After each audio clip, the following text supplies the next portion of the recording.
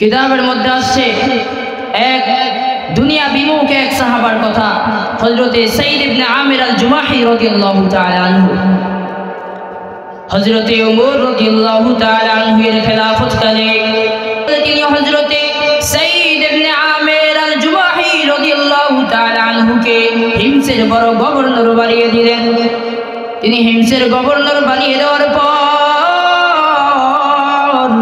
হযরতে সাইদ ইবনে আমির আল জুমাহি রাদিয়াল্লাহু তাআলা আনহুকে হযরতে ওমর রাদিয়াল্লাহু তাআলা আনহু ডাক দিয়ে বললেন, হে সাইদ ইবনে আমির, আমি তোমাকে 100 দিনার দিয়ে দেই, যেটা দিয়ে আপনি আপনার হিমস গভর্নরকে চালাবেন। আপনার কাছে তো কোনো টাকা পয়সা নাই। তখন হযরতে সাইদ ইবনে আমির উত্তর দিলেন, কি শুনেন।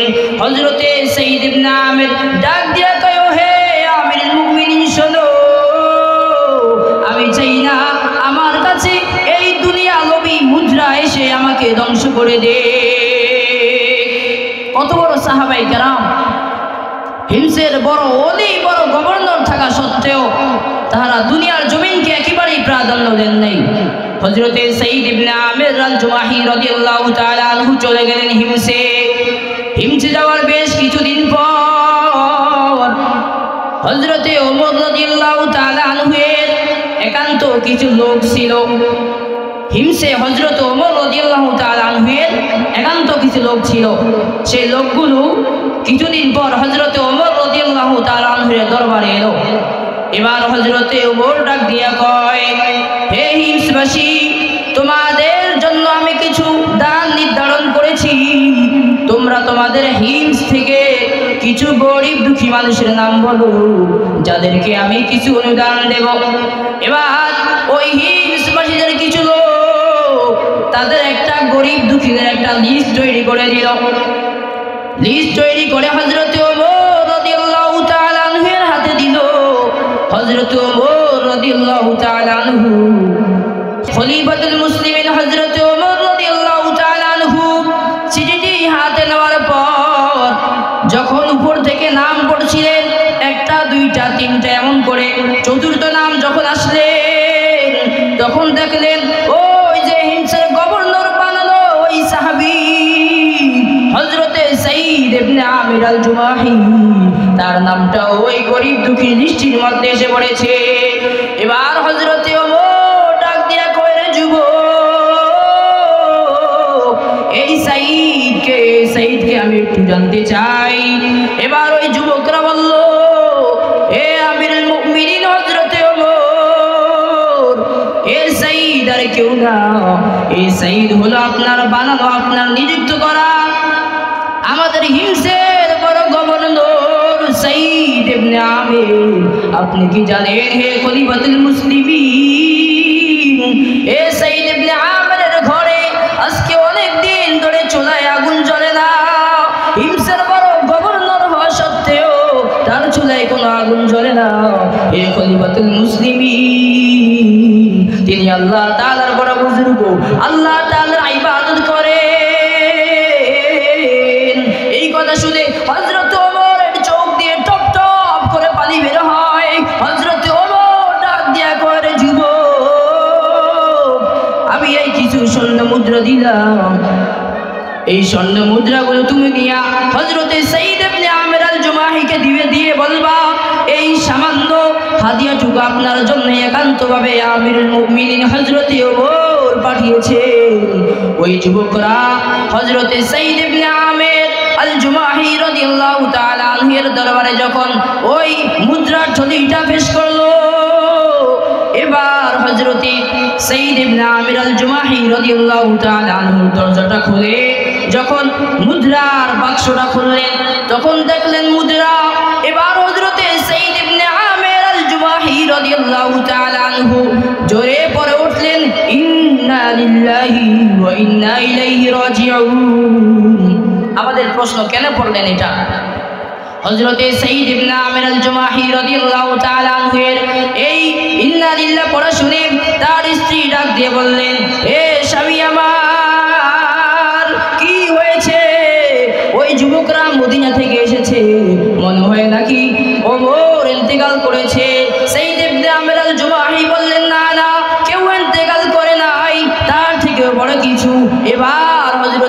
ইবনে আমির আল-জুমাহি রাদিয়াল্লাহু তাআলা আনহুর স্ত্রী বললেন, তাহলে মুসলমানদের উপর বড় কোনো বিপদ আসছে নাকি? এবার হযরত সাইয়্যিদ ইবনে আমির আল-জুমাহি রাদিয়াল্লাহু তাআলা আনহু বলেন, ওগো আমার স্ত্রী, না না, তার থেকেও বড় কিছু। এবার তার স্ত্রী বললেন, সেটা কি আমাকে শোনান। এবার সাইয়্যিদ ইবনে আমির আল-জুমাহি রাদিয়াল্লাহু তাআলা আনহু বলেন, সেটা শোনানোর আগে আমার তোমার কাছে একটাই আবদার, এই বিপদ থেকে মুক্তি পাওয়ার জন্য তুমি আমার সঙ্গ হিসেবে যথেষ্ট, আর যদি তুমি সঙ্গ দাও এটা থেকে মুক্তি পেতে পারি। এবার তার স্ত্রী একমত হয়ে গেল।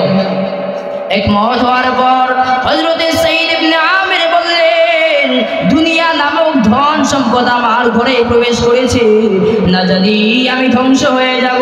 এই দুনিয়া নামক ধন সম্পদ আমার ঘর থেকে বের করতে হবে। এবার সাইয়্যিদ ইবনে আমির আল-জুমাহি রাদিয়াল্লাহু তাআলা আনহু এবং তার স্ত্রী সহ সব ধন সম্পদগুলো লোকদের মধ্যে বিতরণ করে দিলেন। এই খবর যখন হযরত ওমর রাদিয়াল্লাহু তাআলা এর দরবারে গেলেন, হযরত ওমর বিগশূন্য হয়ে গেলেন। হযরত ওমর ডাক দিয়া কয়, চলো আমি হিমসের ওই গভর্নরকে দেখতে যাব, না জানি ওই গভর্নর কি অবস্থায় আছে। আমি এই আল্লাহর ওলিকে দুশক পরে ভালো করে দেখব রে যুব, চলো আমার সঙ্গে চলো। এবার ওমর রাদিয়াল্লাহু তাআলা আনহু, হযরত ওমর রাদিয়াল্লাহু তাআলা আনহু লোকদেরকে নিয়া এবার সাইয়্যিদ ইবনে আমির আল-জুমাহি রাদিয়াল্লাহু তাআলা আনহুর সাথে দেখা করার জন্য হিমসে চলে গেলেন। হিমসে চলে যাওয়ার পর সাইয়্যিদ ইবনে আমির আল-জুমাহি রাদিয়াল্লাহু তাআলা আনহুর পথে যখন রওনা দিয়ে দিলেন, হযরত ওমর লোকদেরকে ধরে ধরে জিজ্ঞাসা করতেছেন, তোমাদেরকে আমি যেই গভর্নর নিযুক্ত করেছি তোমাদের কি তার প্রতি কোনো আপত্তি আছে নাকি? এবার কিছু কিছু লোক হযরত সাইয়্যিদ ইবনে আমির আল্লাহর বড় বুজুর্গ তার নামে এক এক করে বলতে বলতে 4টি অভিযোগ বলে ফেলল। কয়টা? 4টি অভিযোগ বলে ফেলল। হযরত ওমর আল্লাহর কাছে দোয়া করে আর বলে, আল্লাহ, আমি যে এই মনোবল নিয়ে এখানে এসেছিলাম, আমি যে দৃঢ় মনোবল নিয়ে এখানে এসেছিলাম যে আমি যাকে বড় গভর্নর বানিয়েছি তিনি বড় আল্লাহওয়ালা, তিনি কারো টাকা মারে না, তিনি বড় ভালো লোক, আয় আল্লাহ আমার এই কথাটা যেন সত্যি হয়। এবার সাইয়্যিদ ইবনে আমির আল-জুমাহি রাদিয়াল্লাহু তাআলা আনহু সহ আরো যারা আছে সকলকে একত্রিত করলেন যে কি ব্যাপার, আমি এত বড় আল্লাহর ওলিকে এখানে হিমসের গভর্নর নিযুক্ত করলাম, তার ব্যাপারে কি অভিযোগ আসতে পারে। এবার একটি বড় মজলিস করলে, বড় মজলিস করার পর এবার লোকদেরকে ডাকলেন, এক এক করে লোকদেরকে এক এক করে ডাকতেছেন। হযরত ওমর রাদিয়াল্লাহু তাআলা আনহু লোকদেরকে এক জায়গায় জমা করলেন। এক জায়গায় জমা করার পর হিমসের বাদশা হযরত সাইয়্যিদ ইবনে আমির আল-জুমাহি রাদিয়াল্লাহু তাআলা আনহুকে এক জায়গায় জমা করলেন। জমা করার পর বললেন, তোমাদের কার কি অভিযোগ আছে এক এক করে বলো। একজন উঠে বলে, হে আমিরুল মুমিনিন হযরত ওমর, আমাদের বাদশা সাইয়্যিদ ইবনে আমির আল-জুমাহি রাদিয়াল্লাহু তাআলা আনহুর বিরুদ্ধে প্রথম অভিযোগ হলো যে তিনি আমাদের দ্বিপ্রহর অনেক বেলা না হওয়া পর্যন্ত আমাদের সাথে দেখা দেন না। এবার হযরত ওমর রাদিয়াল্লাহু তাআলা আনহু সাইয়্যিদ ইবনে আমির আল-জুমাহি রাদিয়াল্লাহু তাআলা আনহুকে কারণ জিজ্ঞাসা করলেন। হযরত সাইয়্যিদ ইবনে আমির আল-জুমাহি রাদিয়াল্লাহু তাআলা আনহু কিছুক্ষণ চুপ থাকার পর বলেন, হে আমিরুল মুমিনিন, শুনে নেন, আমার এই কথা আমি আমার ঘরওয়ালা আল্লাহ ছাড়া কেউ জানে না। আমি এই কথা কোনোদিন কারো কাছে প্রচার করি না। আজকে আপনার বলা লাগবে এখানে, এই জন্যই বলতেছি, অন্যথায় আমি বলতাম না।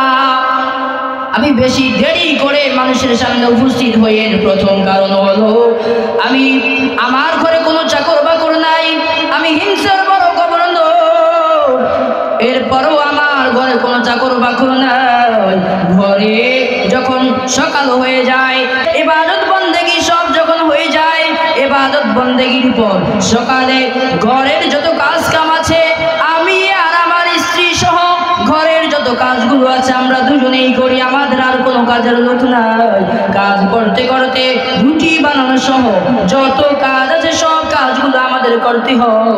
সব কাজগুলো করার পর মানুষের সামনে আস্তে আস্তে আমার একটু দেরি হয়ে যায়। এবার আমিরুল মুমিনিন হযরত ডাক দিয়া কয়, আর কে আছো? দ্বিতীয় নাম্বার বলো।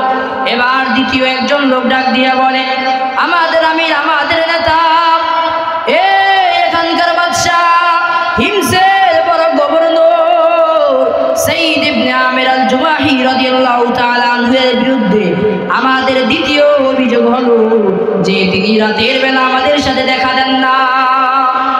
এবার আমিরুল মুমিনিন হযরত ওমর ডাক দিয়া কয়, হে সাইয়্যিদ ইবনে আমির, ওনার কথার উত্তর দাও। হযরতে সাইয়্যিদ ইবনে আমির আল জুমাহি ডাক দিয়া কয়, হে আমিরুল মুমিনিন, প্রথমবারের মতো এটাও আমি কাউকে বলতাম না, এই প্রথম আপনাকে আমি বলতেছি। আমার জীবনটাকে আমি দুই ভাগে ভাগ করেছি। এক ভাগ আমি মানুষের সেবার জন্য দিনটাকে নিয়োজিত করে নিয়েছি, আর দ্বিতীয় ভাগ আমি রাত্র ভাগ আমি আল্লাহর জন্য রেখেছি। এই জন্য দিনে মানুষের সেবা করে বেড়াই, আর রাতটা আমি আল্লাহ তাআলার জন্য দিয়ে দিয়েছি। রাতটাকে আমি আল্লাহ তাআলার ইবাদতে কাটিয়ে দেই, এই জন্য রাতে আমি আমার প্রজাদের সাথে দেখা দিতে পারি না। এবার হযরত ওমর রাদিয়াল্লাহু তাআলা আনহু তিন নাম্বার লোককে জিজ্ঞাসা করলেন, তোমাদের তৃতীয় অভিযোগ কি বলো? তৃতীয় একজন লোক ডাক দিয়া কয়, হে আমিরুল মুমিনিন হযরত ওমর, আমাদের তিন নাম্বার অভিযোগ হলো আমাদের সরদার সাইয়্যিদ ইবনে আমির আল জুমাহি রাদিয়াল্লাহু তাআলা আনহু মাসে একদিন আমাদের মাঝে উপস্থিত থাকেন না, কোথায় যেন গায়েব হয়ে যান। এবার হযরত সাইয়্যিদ ইবনে আমির আল জুমাহিকে জিজ্ঞাসা করা হলো, তুমি মাসের মধ্যে একদিন কোথায় থাকো বলো।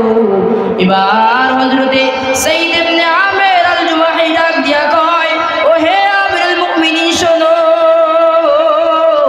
আমার একটি কাপড় ছাড়া আর কোনো কাপড় নাই। আমি হিমসের বড় গভর্নর, তাতে কি হয়েছে?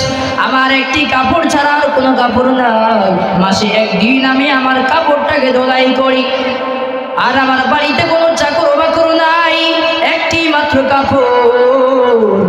আমি মাসের আগামাথায় ওই কাপড়টাকে ধোলাই করি, আর যখন কাপড়টাকে ধোলাই করি আমি কাপড়টা ধুয়ে বাসার এক কোণায় বসে থাকি।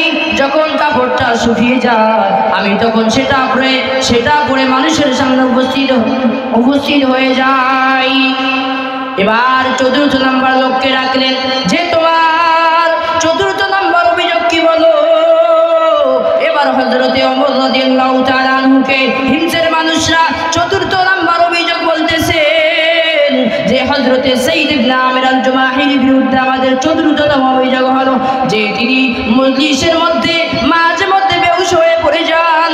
এবার হযরতে ওমর ফারুক রাদিয়াল্লাহু তাআলা আনহু সাইয়্যিদ ইবনে আমির আল জুমাহি রাদিয়াল্লাহু তাআলা আনহুকে জিজ্ঞেস করলেন। এর কারণ যখন জিজ্ঞেস করলেন, সাইয়্যিদ ইবনে আমির আল জুমাহি রাদিয়াল্লাহু তাআলা আনহু বলেন, আমার এর উত্তর হলো, যখন আমি অমুসলিম ছিলাম, আমি এখনো মুসলমান হই নাই, আমি এখনো মুসলমান হই নাই, তখন মক্কার কুরাইশরা খুবাইব রাদিয়াল্লাহু তাআলা আনহুকে এমন নির্মমভাবে হত্যা করেছে, তাকে যখন পিস পিস করে কেটেছে, সেই দৃশ্য যখন আমার মনে পড়ে তখনই আমি অজ্ঞান হয়ে যাই। আর আমার মনে হয় এর কারণে আল্লাহ তাআলা আমাকে পরবর্তীতে ধরেন নাকি। তখন দেখেছিলাম হযরতে খুবাইব রাদিয়াল্লাহু তাআলা আনহুকে মক্কার কুরাইশরা বলেছিল, হে খুবাইব, তোমাকে আমি মুক্তি দিয়ে দিব, তবে একটি কারণে তোমাকে মুক্তি দিয়ে দিব। সেই কারণটি হলো তুমি তোমার স্থানে তোমার নবীকে এই জায়গায় দিয়ে দাও, তোমাকে এখান থেকে মুক্তি দিয়ে দিব। খুবাইব কি উত্তর দেয় শুনেন। হযরতে খুবাইব রাদিয়াল্লাহু তাআলা আনহু উত্তর দেয়, আমি আর আমার পরিবার সুখে দুঃখে থাকবো।